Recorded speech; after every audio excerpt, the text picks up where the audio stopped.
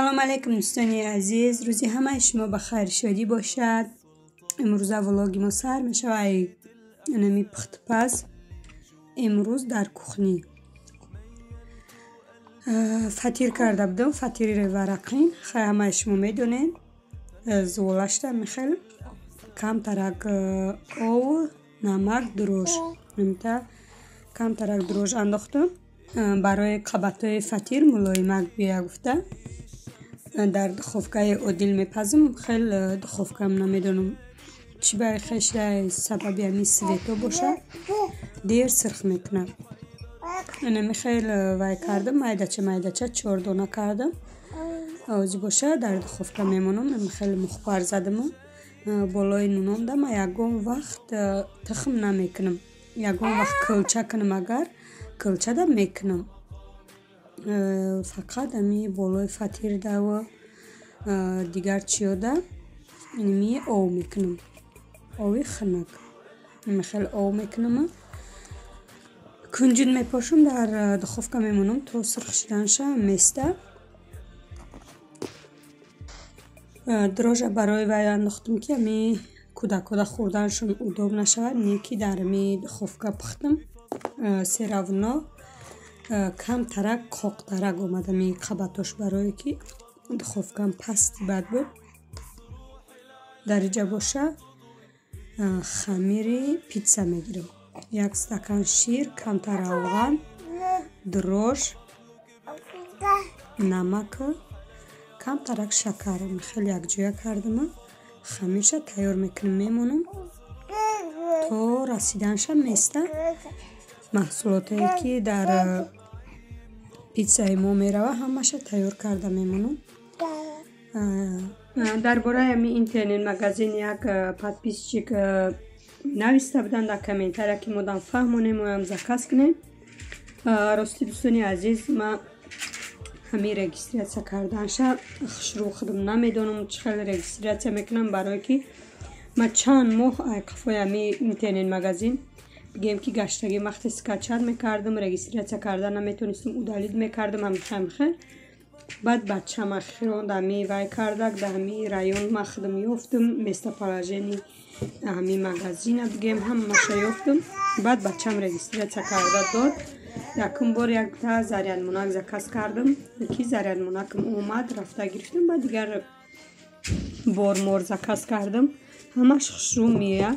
نامی اینترنت مگزینم می نویسیم تون اوقا کاری دشواری نیست دوستانی عزیز. نیکی من هم خیلی چیاره اوقا نمیفهمم خودم روشنم خیلی پشونده میمونیم. 25 میلیون نیسته. خمیر پیتزای ما رسید به حد خیلی کوکا که شروع شد در جای گرمی مانده بودم.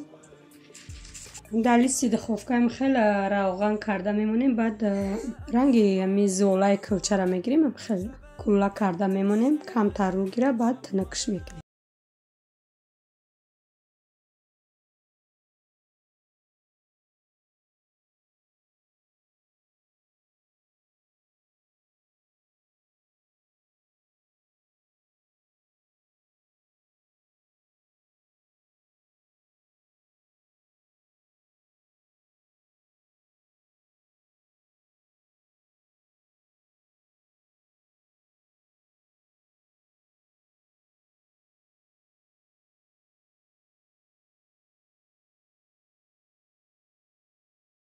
کلیونکا و بعد یک چیاکی سبوکک پوشونده میمونه.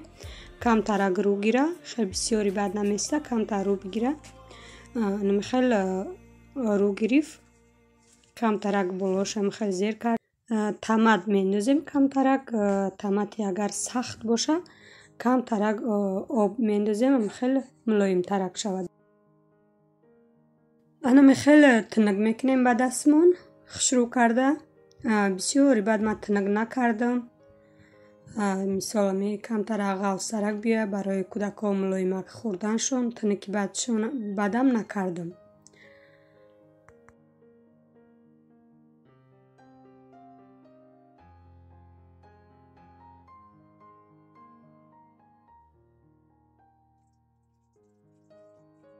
калбасаро боша ранги ми сабзӣ реза кардам. Сабзӣ да ош реза мекунем. Ҳама хеле реза кардам, барое ки ай тиёрка гузарондагӣ мада маҳкул нестай. Беҳад майдаи бад мекуна. Баъд ами ранги сабзӣ реза карда да болои питса мондам.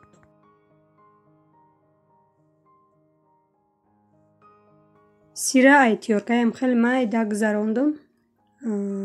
дар 180 градус мемонем то тайёр шиданша места завес бояд ховкаҳай. баъд дар ахирон майонез ай болои сир майонез мекунем.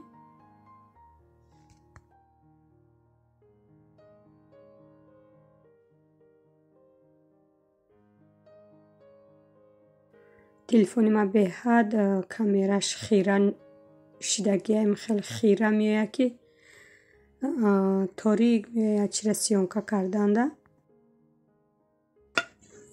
питсаи моям тайёр шид дӯстони азиз. ами хамирш шир дошта боша бо ширами хеле ковукаки хушрӯ мекуна. беҳад мулоимаки хушрӯ омад.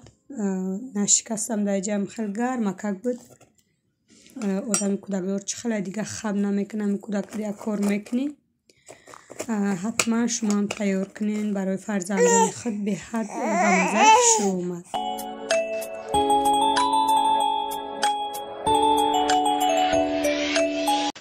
хонаи ҳамсояда боша говкушӣ шаварам говкушӣ рафтам.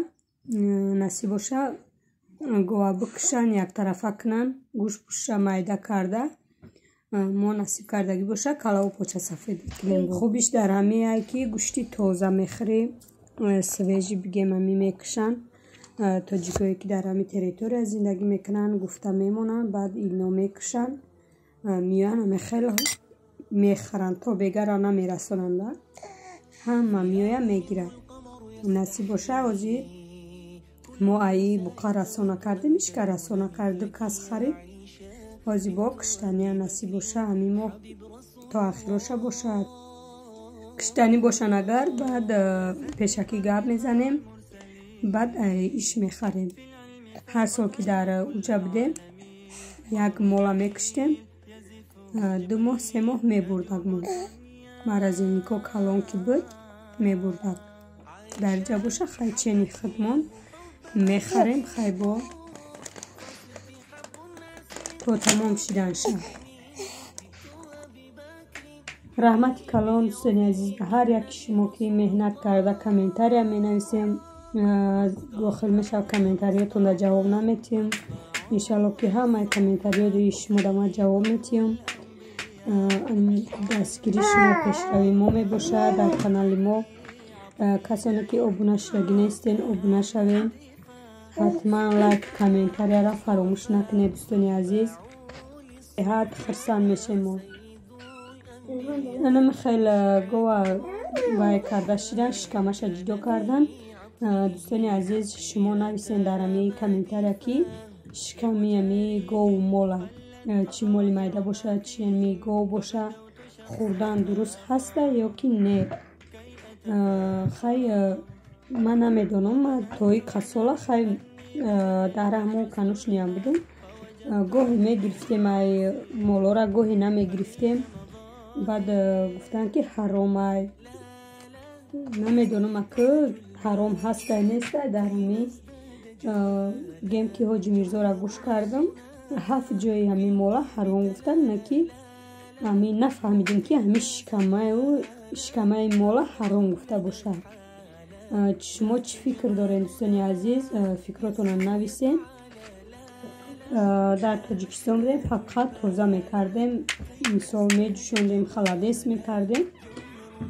дар инҷа бигем ки хай яхло мехӯрам яхло намехӯрам. чӣ хеле ки гуфтум дӯстони азиз мо калапоча месӯзем. инми хеле аллов кардем. калара мондем ака насиб боша уфтете накардам. баъд ҳамаша хеле тоза карда сафед кардем. ҷа кам камак ҳар ҷош мондагия хеле тоза кардем. кати ами ҳамсоя беҳад сафеди хушрӯ шид.